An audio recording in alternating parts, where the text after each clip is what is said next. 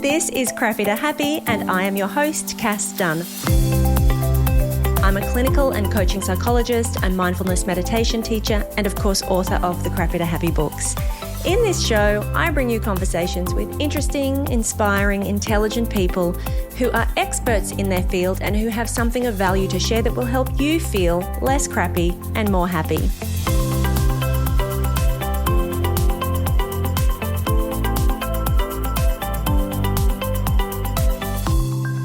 Hello, and welcome to another solo episode of Crappy to Happy.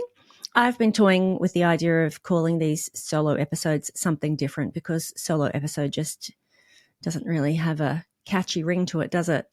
I was thinking of, Coffee with Cass or something like that, because it feels like just sitting down and having a chat together, and that way, it would just be kind of a casual catch-up. Sometimes I feel like I need to come up with something like really amazing and interesting and scientific to share with you, when what I really want to do is like talk about the Severance finale or or adolescence or something I've been watching on TV. Anyway, actually, adolescence would make a great topic for an episode, so note to self, we should come back to that one. As it turns out, though, I have just been reading the World Happiness Report, and that's on brand, and that's kind of interesting. So I wanted to share with you something that I was reading in the 2025 World Happiness Report just published, and it's to do with the link between satisfaction with life, which is one measure of happiness, and voting preferences. So let's dive into that because it is pretty interesting. So here is what I discovered. First up, when it comes to the way people vote, your degree of satisfaction with life, and you can measure that just by looking at on a scale of 1 to 10, how satisfied you are with your life right now.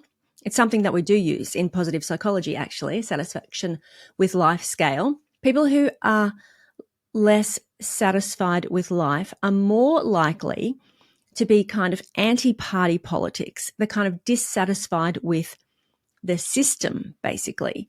They're disenfranchised with the status quo. They're more likely to vote independently or to go to an extreme left or an extreme right. So typically bipartisan politics is pretty centrist, it's like to the slightly right of center or slightly left of center, but it's fairly centrist. And this is why people get so frustrated. It's like they're just the same.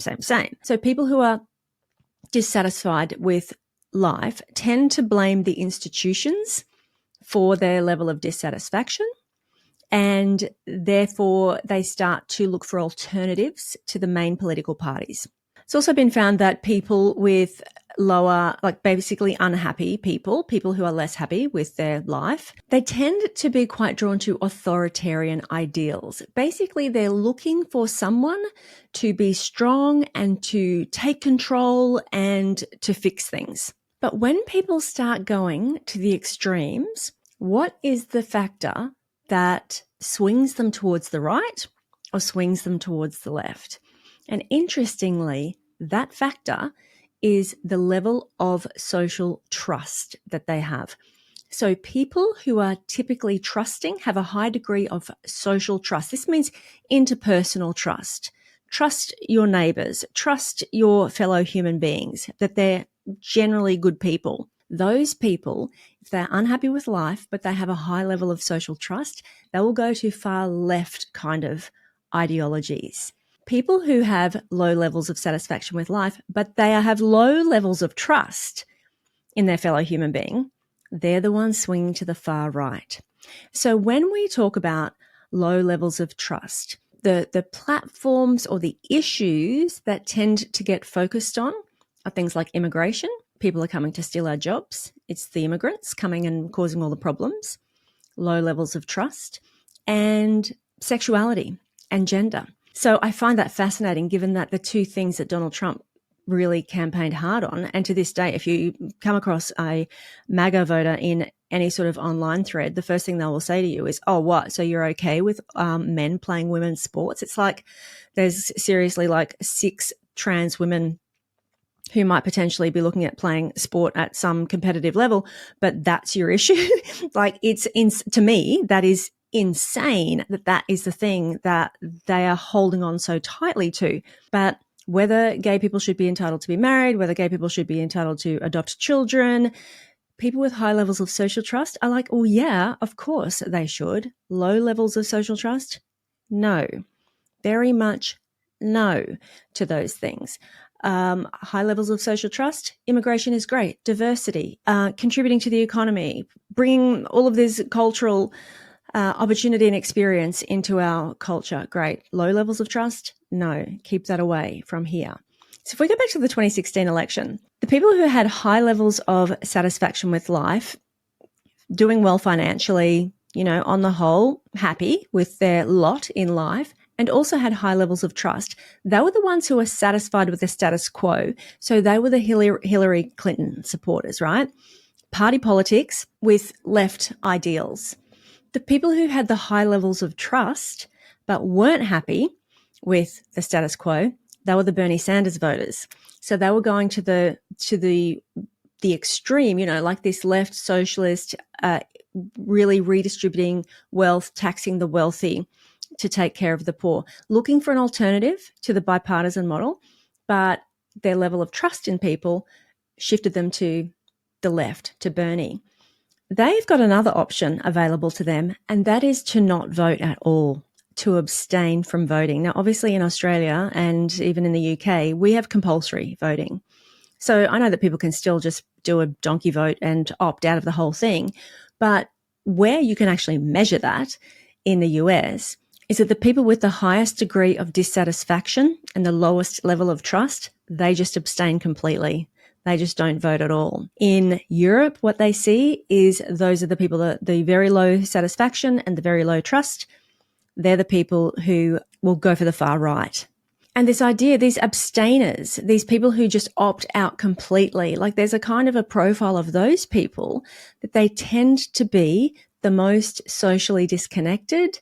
They tend to be the people who are really not optimistic about the future, much more solitary in both in life and at work, don't have a really strong social network. And they have the abstainers have a very specific distrust of institutions, courts, police, government. And over time, it has been, the stats indicate that over time, that level of trust in institutions has been deteriorating. What I find interesting about this too is that over time, what has happened is that while there might be just as many people unhappy with life, which interestingly, despite the fact that globally we have enjoyed the most prosperous, most safe period since World War II, people are really generally unhappy with life, dissatisfied with life.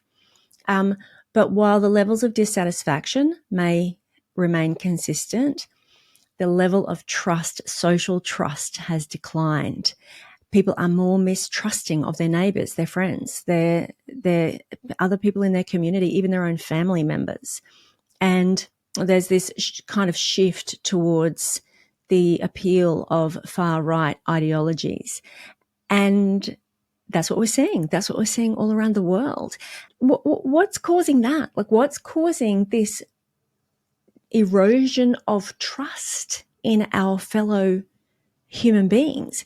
Is it to do with social media and the polarization that is creating? Is it to do with just technology generally and the fact that we don't talk to each other face to face anymore, that we don't have community like we used to, that we tend to be more isolated? I think we know that. I think we're seeing that anyway. Anyway, so what this led me to, when I found that all quite fascinating, what it tells me is that, or the takeaway is, well, what do we do about improving our satisfaction with life? But more to the point, what do we do about improving our degree of trust?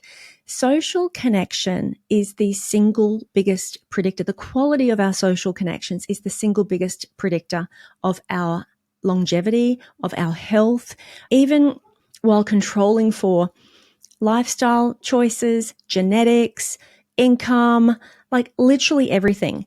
Social connection is what it's about. We need to be investing in our social connection if we are really interested in living a long, healthy, happy life. That is the major thing. It's not the only thing, but it is the biggest thing that is going to make a difference. They often will do a survey where they will ask people, how many people do you feel you can count on if you were going through a difficult time? And in 2023, 19% of young adults, so young adults is, they counted as 18 to 29. 19% of young adults reported that they have no one that they could count on for social support. But here's the thing about that. It's not actually about the number of people that you could rely on. It's the number of people you think you could rely on. It's your perception of other people's kindness and empathy that makes the difference to your well-being. When you perceive other people to be kind and you perceive other people to have empathy and to be benevolent, then that increases your level of trust and your level of satisfaction with life. So I think this is so important. And clearly this is not just important for your own well-being. This have a look around the world, like have a look at what is going on in the world and politically, then this comes back to each of us taking responsibility for asking ourselves, how trusting am I of other people? How much do I see the good in other people? When it comes to perceived benevolence, what they found with these young people was that actually 19% said that they didn't have anybody that they could rely on. However, they were probably underestimating how many people they had that they could rely on. Because generally speaking, that's what we do. We underestimate people's empathy. We underestimate people's kindness. And when presented with evidence to the contrary, then that immediately increases our well-being and our level of trust in other people.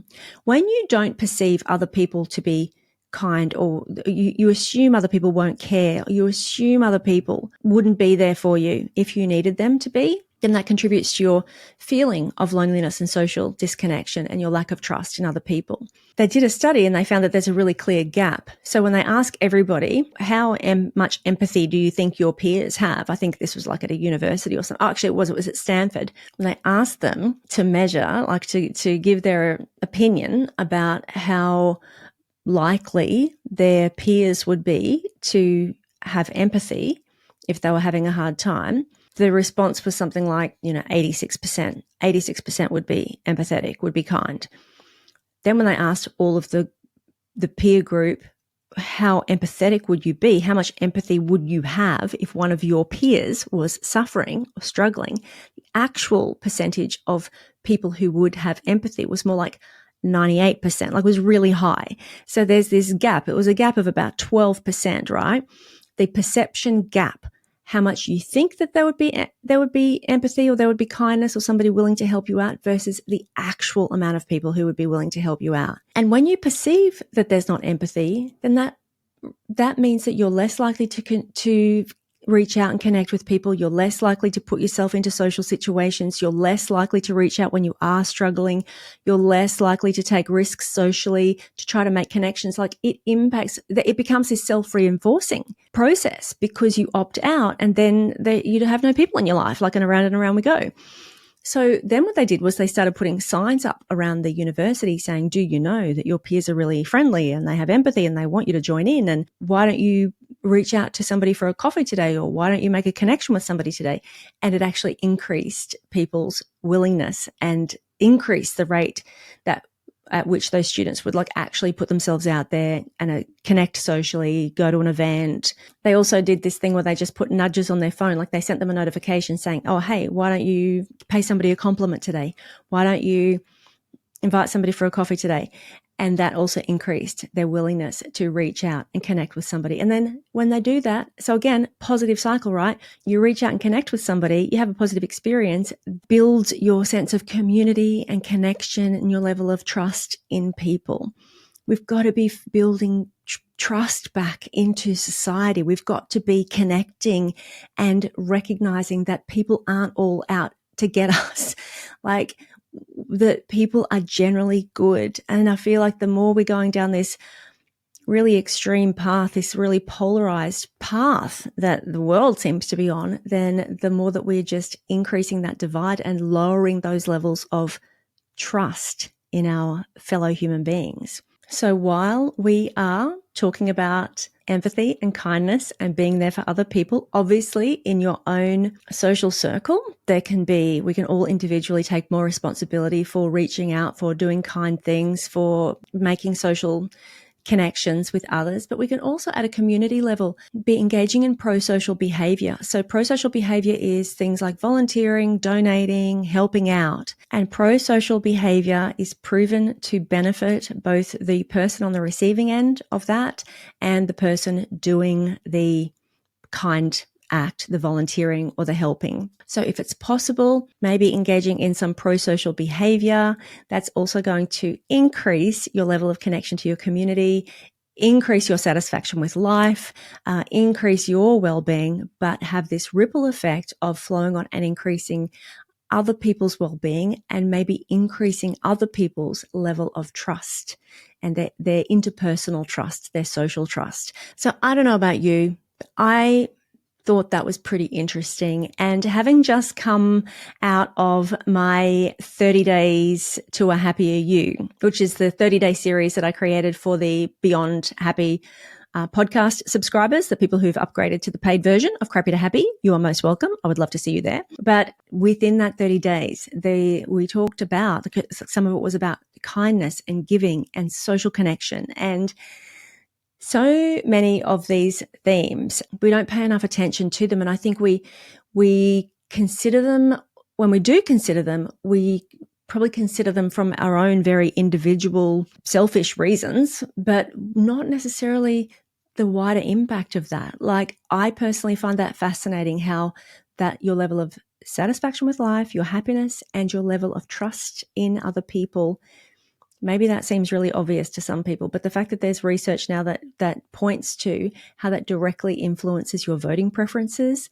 And as we know, voting preferences can massively impact the world that we live in, for better or worse. And right now, fucking worse, going by what's happening in the US at the moment. And generally, like, there's just this rise in popularity of some of these really far right-wing political parties and people really subscribing to those kinds of ideologies, which is a direct reflection of people's low levels, not just their low levels of satisfaction with the status quo. Like, I get that. I get that people are dissatisfied with the status quo, but low levels of trust in their fellow human beings. Like, can we just get back to seeing the good in each other and doing what we can to build that trust and those connections, and to also be really wary of our pessimism about kindness. People are pessimistic about kindness. They underestimate people's kindness. They underestimate people's empathy, underestimate people's benevolence. People are good. People are kind. If you think that they're not, it may just be your own cognitive bias in your own mind. It may not be based in any reality. And so the more that we can find examples to prove us wrong and to rebuild that trust, better for our well-being, better for our happiness, the better for the world. I'm going to leave you with that. And before I go, one final thing. The other thing that is happening for my paid subscribers is that we've got a Q&A, like a private Zoom call with Michelle McQuaid, who, as you know, she was on the pod a few weeks ago, and she talked about good girl syndrome and good girl conditioning, and how girls and women are conditioned down to, be pleasers and perfectionists, etc. And she's really done a lot of research into that and has got strategies for unpacking that and overcoming that. And so she has agreed to come back for a private session, a Q&A Zoom call with my paid subscribers. And if you would like to be in on that, you can subscribe at my Substack. It's $10 for a month.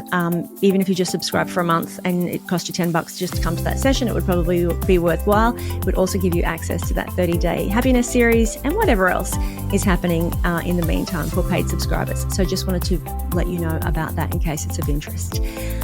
That's it from me. I will be back next week for another fabulous episode of Crappy to Happy.